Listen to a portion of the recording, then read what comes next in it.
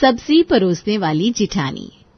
मुझे तो कुछ समझ में नहीं आ रहा मम्मी, एक बार मैं करण को फोन करके सब बता दूं क्या? देखिए जी, समझाइए इसे, कैसे बच्चों वाली बात कर रही है। अगर इसके ससुराल वालों को भनक लग गई कि इसे सब्जी बनानी नहीं आती तो हाथ आया इतना अच्छा रिश्ता निकल जाएगा। और जब बात इतनी आगे बढ़ चुकी है तो क्यों तू भरी हुई थाली पर रायता फेरना चाहती है? अभी तो सिर्फ सगाई हुई है मम्मी, पर कल से मेहंदी की रस्में शुरू हो जाएगी। अब भी हम सच्चाई सामने रख सकते हैं। अगर शादी के बाद उन लोगों को ये बात एक्सेप्ट नहीं हुई कि मुझे सब्जी बनानी नहीं आती और वहाँ इस टॉपिक को लेकर अगर कोई ड्रामा हुआ तो मैं बर्दाश्त नहीं करूंगी, अपना सामान बांधकर यहाँ आकर बैठ जाऊंगी, फिर तुम समझना। जब मैं तेरी माँ को ब्याह करके लाया था ना, तो तेरे नाना जी ने मुझे बोला था कि मेरी उषा इकलौती ऐसी संतान है जिसके मुंह में बोली नहीं है, और हमने मान लिया। शादी के बाद पता चला भाई ये सिर्फ मुंह नहीं हाथ पैर भी चलाती है, पर क्या कर पाए हम। एक बार शादी हो जाए ना, फिर कितने भी हाथ पैर मार ले कोई कुछ नहीं कर पाता। और दामाद जी को कुछ बोलने की जरूरत ही नहीं है, वो तो अपनी माँ का धूम है, तुरंत जाकर समधन जी को सारी बातें पिरो देगा। तू सीधा जा और कल ही मेहंदी की डिजाइन फाइनल कर बेटा। बेचारी नेहा झूठ बोलकर एक नए रिश्ते की शुरुआत नहीं करना चाहती थी, पर आमतौर पर अरेंज मैरिज में यही तो होता है। तुम अपना पास्ट भूल जाओ, मैं अपना पास्ट भूल जाती हूँ और एक नई कहानी शुरू करते हैं। अगर शादी के बाद कुछ सामने आ गया तब की तब सोची जाएगी। अपने ससुराल जाने के बाद से यहाँ नेहा घबराई हुई थी, तो दूसरी ओर नेहा की होने वाली जिठानी नैना भी जरा टेंशन में ही दिख रही थी। कहाँ हो तुम राहुल, और कितनी देर? कितनी देर? मरते मरते बचाऊं मैं दीदी। वो रास्ते में मुझे जीजू मिल गए थे। वो तो अच्छा है मैं पराठे थैली में लेकर आ रहा था, वरना अगर भैया को शक हो जाता ना तो तुम्हारी शादी आज टूट ही जाती। अरे शुभ शुभ बोल रहे, शादी टूटे मेरे दुश्मनों की। मम्मी को बोला था कि मम्मी शादी के पहले ही लड़के वालों को बता दो मुझे रोटी बनानी नहीं आती, पर नहीं, मम्मी ने बताया नहीं, इसीलिए मुझे ये रोज रोज तुझसे रोटियां मंगवानी पड़ती है। अरे पर कब तक दीदी? 3 महीने तो हो गए, और पता नहीं कितने दिन तुम रोटी बनाना सीखोगी। मेरे ससुराल में सबको पता है कि मुझे रोटी बनानी आती है, अब ऐसे में मैं कैसे रोटी बनाना सीखूं? शादी को ज्यादा दिन भी नहीं हुए कि बाहर जाकर क्लास ज्वाइन कर सकूं। अब तो बस सहारा मेरी देवरानी है, उसे सब कुछ बनाना आता है। कल से तो घर पर हलवाई लग जाएगा तो कोई प्रॉब्लम नहीं होगी। बाकी जैसे ही मेरी देवरानी आएगी रोटी का काम उसे संभला दूंगी। पहली बार कोई जिठानी अपनी देवरानी के आने का इतना बेसब्री से इंतजार कर रही थी। नैना सभी को खाना परोसती है, जिसे खाते ही उसका पति मिहिर कहता है, तुम्हारे हाथ की रोटियां खाकर ऐसा लग रहा है मानो मम्मी जी ने अभी अभी अपने घर से बनाकर भेजी हो। मिहिर की बात सुनते ही नैना के तो हाथ पैर ठंडे हो जाते हैं। ये क्या कह रहे हो आप मिहिर जी? मेरा मतलब है मम्मी क्यों रोटी बनाकर भेजेगी? अरे वही तो मैं कह रहा हूँ, ऐसा लग रहा है। आज जब मैं दुकान से घर लौट रहा था ना तो रास्ते में मुझे राहुल मिला, उससे थोड़ी बातचीत हुई, फिर वो आगे निकल गया और मैं रमेश समोसे वाले के पास चला गया तो आज उसने बनाए थे कटलेट। मम्मी जी को कटलेट कितना पसंद है ये तो हम सब जानती है, इसलिए 2-4 कटलेट लेकर मैं मम्मी जी के घर चला गया था। आप मम्मी के पास गए थे? मम्मी ने तो बताया नहीं। अब समझन इतनी सी बात तुम्हें फोन करके बताती रहेगी तो तुम अपने ससुराल का काम कब करोगी बहू? ये तो समझदारी है समधन जी की। आगे बता बेटा, फिर क्या हुआ? होना क्या था मम्मी, हर बार की तरह मम्मी जी ने मुझे देखते ही खाने पर बिठा दिया। नाना करते भी 2 रोटियां तो खिला दी उन्होंने। अभी कुछ देर पहले ही खाई है मम्मी जी की रोटी, और उसके बाद ये नैना की बनाई रोटी, एकदम सेम टेस्ट। हाँ समझ गई। वो तो होगी ही ना मिहिर जी, माएं अपना सारा गुण अपनी बेटियों में भर देती हैं ताकि उन्हें ससुराल में कोई प्रॉब्लम ना हो। इसीलिए आज तक मुझे इस घर में कोई प्रॉब्लम नहीं हुई। बस इसी तरह नेहा के घर वालों ने भी उसे ऐसे ही संस्कार दिए हो, फिर तो कोई प्रॉब्लम ही नहीं होगी।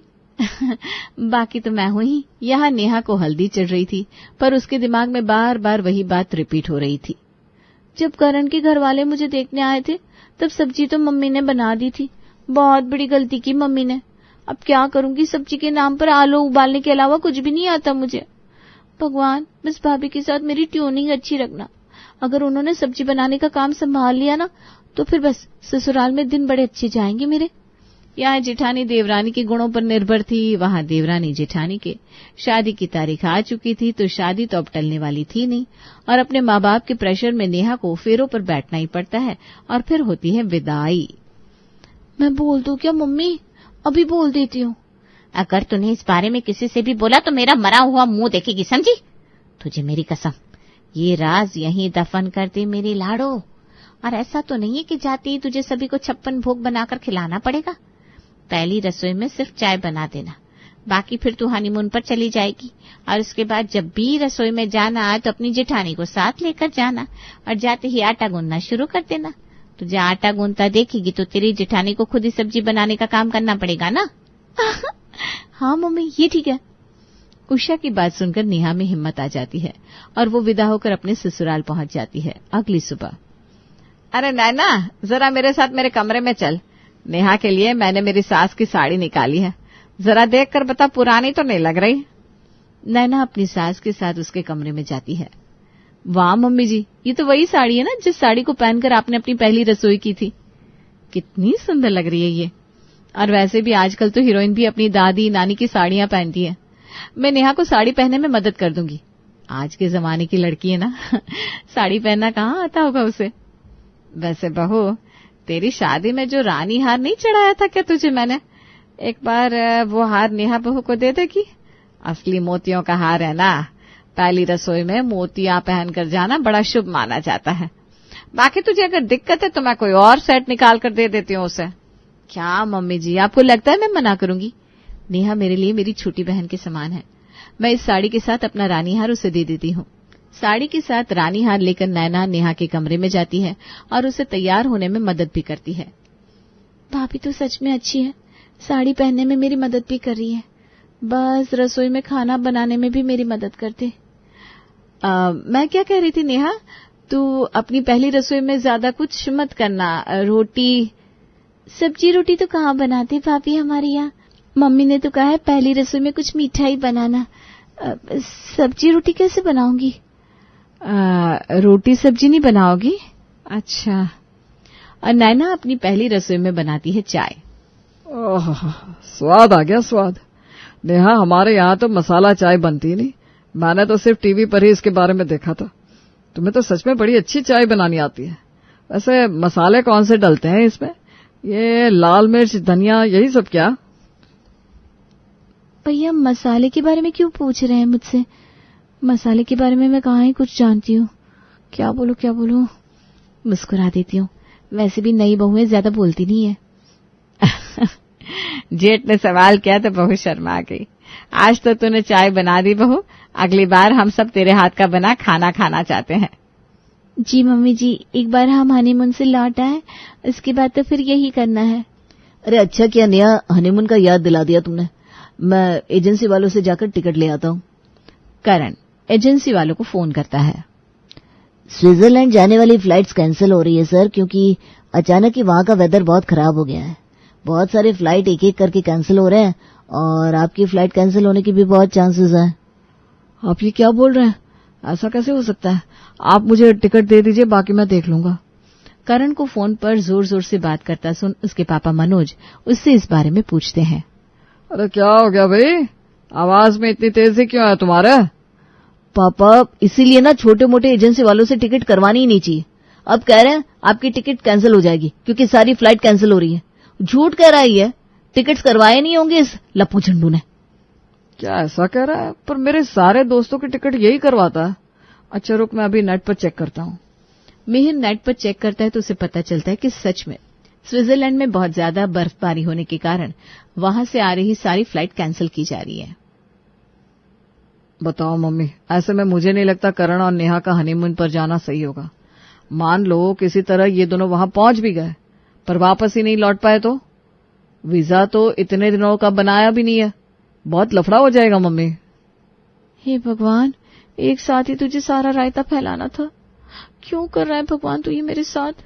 मेरा हनीमून कैंसिल नहीं होना चाहिए, वरना ये शादी कैंसिल हो जाएगी। तो फिर ये तय रहा तुम दोनों कहीं नहीं जा रहे हो। चलो ये भी अच्छा है। मुझे तो शादी के तुरंत बाद हनीमून जाने का कॉन्सेप्ट समझ में नहीं आता। पहले ही 4-5 दिन के फंक्शन के कारण सभी थके रहते हैं, उसके बाद ट्रैवल करके बाहर जाओ। हनीमून पर तो तब जाना चाहिए जब दूल्हा दुल्हन दोनों फ्री हो। अब तो फ्री हो ही जाएंगे ना पापा जी, क्योंकि मेरा राज खुल जाएगा और मुझे अपने मायके भेज दिया जाएगा। अब तो नेहा के पास बचने का कोई रास्ता ही नहीं बचा था। अगली सुबह जैसे ही नैना किचन में जाती है, नेहा उसके पीछे पीछे रसोई में चली जाती है। कितना काम हो जाता होगा ना भाभी आप पर, रोटी बनाओ, सब्जी बनाओ, सलाद की तैयारी करो, पर अब मैं आ गई हूं ना, सारा काम आपको अकेले करने नहीं दूंगी। ये कहकर नेहा फौरन आटा गूंदना शुरू कर देती है। तू रोटी बनाने लग गई नेहा? मैं रोटी बनाने ही जा रही थी। चल कोई बात नहीं, अगर तुझे रोटी बनाना पसंद है तो अब से तू रोटी बनाना, सब्जी का काम मैं कर लिया करूंगी। ये कहकर नेहा अपने सर से तो बोझ उतारती है, साथ में नेहा के सर का बोझ भी उतर जाता है और दोनों देवरानी जेठानी मिलकर आज पूरे घर को खाना परोसती है। देख लो मम्मी, तुम्हारी नई बहू ने खिलाई दिए पकवान बनाकर। बहुत ही स्वादिष्ट खाना बनाया नेहा तुमने। कहाँ करण जी, मैंने कहाँ कुछ किया है, ये सब तो दीदी के कारण हो पाया। बस बस, इससे तो आदत है देवर जी दूसरों की तारीफ करने की। ये सब नेहा के कारण हो पाया है। क्या हाथ की सफाई है इस लड़की के काम में, वाह भाई। वैसे नेहा के आने से फायदा जरूर हुआ ये कि मिहिर जी अब आपको अपनी सास के हाथ के टेस्ट के पराठों से छुटकारा मिल जाएगा। अरे बहू, एक पराठा तो लाना, पराठा सच में बहुत अच्छा बनाती हो तुम। नैना और नेहा मिलकर पूरी रसोई का काम ऐसे संभाल लेती हैं मानो वो दोनों बहनें हो। मम्मी मम्मी मम्मी, सच में तुम ठीक कहती थी, आगे क्या होगा इसका टेंशन आज मत लिया करो। मुझे तो इस बात का अफसोस हो रहा है कि अपनी शादी मैं इस टेंशन में एंजॉय नहीं कर पाई कि पता नहीं ससुराल जाकर मेरा राज खुल गया तो। पर यहाँ तो पत्ते खुलने का सवाल ही नहीं है। मेरी जेठानी ने सामने से सब्जी बनाने का काम ले लिया है, अब यहाँ मेरा राज कभी नहीं खुलने वाला। बार बार फोन करके परेशान क्यों कर रहा है मुझे तो। वाह दीदी, देवरानी आ गई तो भाई को भूल गई। भूल गई क्या 3 महीने सुबह शाम दोपहर रात कैसे छुप छुपा कर तुम्हारे ससुराल वालों के लिए रोटियां लेकर आता था मैं। पागल है क्या तू? तेरे एहसान तो मैं इस जन्म में कभी नहीं उतार पाऊंगी। वो तो रसोई में मेरे साथ आजकल मेरी देवरानी रहती है, ऐसे में मेरे हाथ कभी बिजी रहते हैं और उसने फोन उठा लिया तो इसीलिए कह रही हूँ, जब तक मैं फोन ना करूं फोन मत करना। और अभी कुछ दिन अपनी बहन को भूल जा और तू भी अपनी लाइफ एंजॉय कर। मेरे पीछे तू भी बड़ा परेशान हुआ है। मैंने और मेरी देवरानी ने काम बांट लिया है, वो अब से सिर्फ रोटियां बनाएगी और मैं सब्जी। तो मम्मी से कह देना अब टेंशन लेने की जरूरत नहीं है। पति पत्नी का संगम तो देखा होगा आपने, मेड फॉर ईच अदर वाला, पर यहाँ यही संगम देवरानी जेठानी का हो गया था। पर कहते हैं ना, खुशियों को जितना छुपा कर रखो उतना अच्छा है, वरना नजर लग जाती है। और ऐसी ही नजर आज देवरानी जेठानी की जोड़ी को लग गई थी। छोटी सी बात पर नैना और नेहा की बहस छिड़ जाती है। वो बात नहीं है भाभी, आपने सुजाता आंटी से ऐसा कहा कि आपके सपोर्ट के कारण मुझे कोई काम ही नहीं करना पड़ता। अरे 10 बार बता चुकी हूं मैं कि मैंने सुजाता आंटी को ऐसा कुछ नहीं कहा था, पर तुझे अगर ऐसा मानना है तो यही सही। वैसे भी सपोर्ट तो मेरे कारण तुझे मिल ही रहा है ना। मतलब मैं इस रसोई पे कुछ नहीं करती? ठीक है, मैं जा रही हूँ अपने मायके, आप ही संभालिए रसोई को अपने। गुस्से में अपना सामान बांधकर नेहा सच में अपने मायके जाकर बैठ जाती है। गुस्से में नैना भी नेहा को नहीं रोकती, पर बाद में उसे समझ में आता है कि अब रोटी बनाने वाली ही जा चुकी है तो क्या होगा। नैना बार बार राहुल को फोन लगाती है, पर राहुल फोन नहीं उठाता। हे भगवान, अब क्या होगा, क्या करूं मैं, क्या करूं। दरवाजे पर तो मम्मी जी बैठी हुई हैं, बाहर भी नहीं जा सकती। सब्जी बनाकर परोस देती हूँ सभी को। और नैना बनाती है 4 वैरायटीज की सब्जियां, पत्ता गोभी की सूखी सब्जी, करेली की सब्जी, गाजर शिमला मिर्च की सब्जी और मशरूम सोयाबीन की सब्जी। पूरे साल की सब्जियों की कसर एक बार में ही निकाल दोगी क्या बहू? सब्जियों का तो ठीक है, पर रोटियां कहाँ है? वही तो पिताजी, हमारे शरीर को ना रोटियों की जरूरत ही नहीं होती। वो तो बस हमने आदत बना ली है रोटी खाने की, इसलिए जब तक रोटी ना खाओ लगता ही नहीं कि पेट भरा भी है। और उसी के कारण ये पेट ना बाहर आ जाते हैं लोगों के, ऊपर से शुगर लेवल भी तो बढ़ जाती है। पापा को करनी होगी शुगर कंट्रोल, भाभी मुझे नहीं करनी। मुझे तो बस रोटी ला कर दे दो आप। अरे मुझे भी मैडम, ये सिर्फ सब्जी खाकर मैं नहीं सो पाऊंगा। आज तो आप सबको सब्जी खाकर ही सोना होगा। आज मेरी एक सहेली से बात हुई, वो डाइटिशियन है ना, वो बता रही थी कि रोटी के चक्कर में हम सब्जी खाते ही नहीं और गुण तो सब्जियों में ही होते हैं, इसीलिए मैंने रोटी नहीं बनाई। और अब रोटी बन भी नहीं सकती क्योंकि रसोई में आटा भी नहीं है, तो फिलहाल तो इसी से काम चलाना होगा। ये कहकर अपना पीछा छुड़ाती हुई नैना सीधा रसोई में जाती है और सारे बर्तनों को धोने डाल देती है। अगली सुबह, कल रोटी के नुकसान गिना दिए सबको। अब अगर राहुल से रोटी मंगवा लूंगी तो नई भी फंसती हुई फंस जाऊंगी।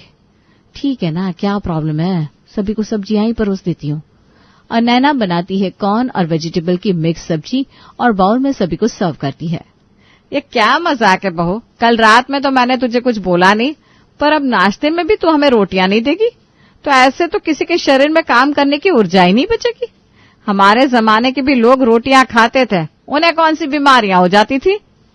पहले के अनाज और आज के अनाज में जमीन आसमान का फर्क हो गया है मम्मी जी। पहले मिलावट कहाँ होती थी, आज तो हर चीज में मिलावट है। आटा कहाँ खाते हैं, कोरा मैदा खाते हैं। मैदा इतना रिफाइंड होता है आजकल का आटा। उफ, वो जो भी होता है मुझे नहीं पता, मुझे रोटियां चाहिए। और आटा भी लाकर रख दिया था मैंने भाभी। आज मैं जैसी सब्जी बनाकर हटी ना तो गैस ही खत्म हो गई। नाश्ता तो अभी इसी का करना होगा, बाकी आगे की आगे देखते हैं। नैना खुद को बड़ा स्मार्ट समझ रही थी, पर सुषमा भी कभी जिठानी थी। उसे नैना की गोल गोल घूमती बातों पर शक हो जाता है और वो पहुंच जाती है नेहा के मायके। समधन जी आप यहाँ? इतनी बुरी आदत लग गई है ना नेहा के हाथ के खाने की, क्या बताऊं समधन जी। उसके खाने के पीछे पीछे यहाँ तक आ गई मैं। चल बेटा, रसोई में जरा तुझसे बात भी कर लूंगी और तू मेरे सामने सब्जी रोटी भी बना लेना। सब्जी? आपको क्या बताऊं मम्मी जी, ऐसी ऐसी सब्जियां आ रही है ना बाजार में, सारी की सारी नकली। रंग डाल देते हैं आजकल लोग सब्जियों में, इसीलिए मेरे मायके में तो हमने सब्जी बनाना ही छोड़ दिया है। अचार के साथ। अच्छा, वैसे चाय रोटी भी खाते हैं, अब दूध रोटी खा लो, सब्जी की क्या जरूरत है। सामान पैक कर अपना, तेरे ससुराल में ही बताऊंगी कि अब सब्जी की क्या जरूरत है। वहां जेठानी से रोटियां नहीं बन रही थी, यहाँ देवरानी से सब्जी। सुषमा एक साथ अपनी दोनों बहुओं को सामने खड़ा करती है और दोनों की पोल पट्टी वहीं खोल देती है। सॉरी मम्मी जी, वो मैं क्या करती।